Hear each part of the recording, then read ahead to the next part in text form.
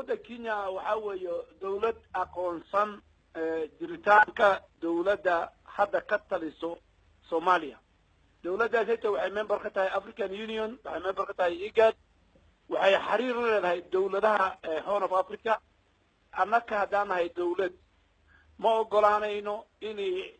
ودن كارنغا ونقضو ودن كي لوغا دولاي صوماليا أو خلالاسان لوغا رداي إذا ما نغا جوغان صوماليا وحان بلان قاندي إنا وقت كسا أنك شقينو نبت قليدا يحسلوني دا دولة نما إنا كدالة ودن كصوماليا مركا قضوينك نبت قليدا لوح الساري باندولا إذا مدى بوليس كينيا يقولون كلا وزارة أمنية أي قوانك قارين وإن الله بين ذلك القالين أي وحالي نكرة من حزب جيسا أولا ليه مركا حزب جاس وحالا وطلع قال إن له شاعية أو له ليه ودنك صوماليا مركا ودنك كينيا ما أنت ما أقرانينه بري ما أقرانينه دولت كسا أو صومالي كترته إنه قرب لسيو أو لقرب استعموي إني لدرو نقطة دولة كينيا قيب كمان قنيس. لكن هذا مبر محاكو حقيقينيسا إن لدوني إن لدوميو دولة الصومالية أما لقا ويرر هالكن. ما رد شرعي هانا شرعي كينيا ما قرايو حزبي كلا أو أجنبي أو ودنك حزبية كتسا ودنك كينيا كمدة هين أو ودنك لكجرو إنه شر public أما political rally إنه هو خبطه ودنك عمله شرعي ويا مرهم لكن waxaan ogsoonahay tan iyo markii Soomaaliya burburka ay gashay ilaa iyo dhawaanahan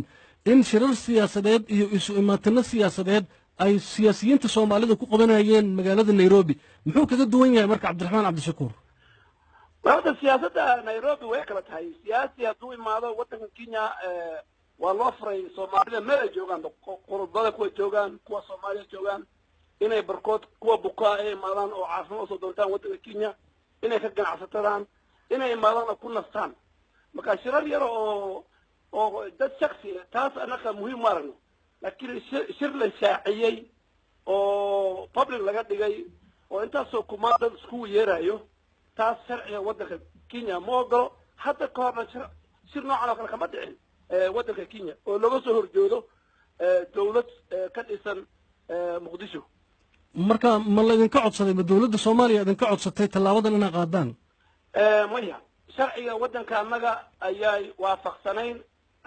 amniga wadanka anaga arrimaha u dhisan bay waafaqsanayn xiriirka aan la leenahay dawladda Soomaaliya ayay waafaqsanayn xiriirka aan la leenahay wadamada kale oo ciidamada ka joogaan Soomaaliya ayay waafaqsanayn waxay waafaqsanayn arrinka anaka aan ka rabno inuu Soomaaliya ka dhaco Soomaaliya anaga aan ka rabnaa inuu noqdo wadan degan wadan dawladdiisa ay fursad la siini inay ummadda Soomaaliya ay fursad u siiso siday wadanka ugu degi lahaa oo nabadgelyo waarta loo heli lahaa arrintan iminka aad talaabada aad qaadeen ma loo arki karaa caburin inaad samaynaysaan caburin anaka xisbi Soomaaliya ka dhisan sharciga wadankan uma qoray hataa xisbiga hataa Maraykan ka dhisan marka hadduu yahay xisbi Kenya oo maanta loo diiday inuu shir ka dhigo bartamaha Nairobi taas waa loo arki karaa inay caburin tahay laakiin xisbi ajnabi oo la rabo inay meeshan loogu ololeeyo aniga kula hadlayo waxaan ahay siyaasi xisbiyada wadankan ugu weyn baa madax ka yahay intaan kaco xisbiga Jubilee oo aan ka soo jeedo oo baarlamaanka aan uga fadhiyo dawladda Kenya intaan kaco Khartoum iyo Qaahira iyo Xamar iyo Jigjiga iyo Addis Ababa iyo Djibouti oo ma ololeynay ninkasta fursad leh inuu ololeeyo xisbigiisa una sugo waqtiga doorashada ka dhiman wadankiisa marka saas ayay qoraysaa qaanuunka xisbiyada iyo dimuqraadiga adduunka